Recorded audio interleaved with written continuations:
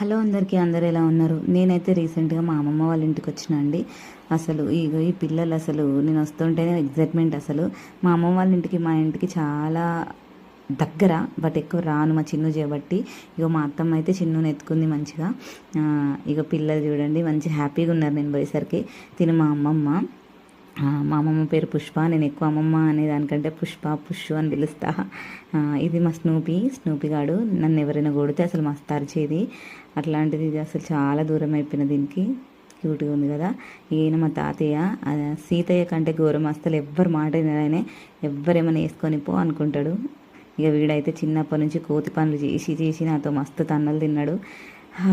ఇక వాళ్ళతో time spend చేసి డే అంతా మంచిగా ఉండి ఈ నైట్ అయ్యేసరికి మా రాము వచ్చేసిండు. మా ఆయన వెళ్తుంటే దారిలో బేకరీ దగ్గర ఆపి ఆయన అయితే ఏమైనా తింటామంటే నేను అసలు ఏం వద్దని చెప్పి కూర్చున్నాం. అట్లాగా ఆయన అయితే పానీపూరి తినుకుంటూ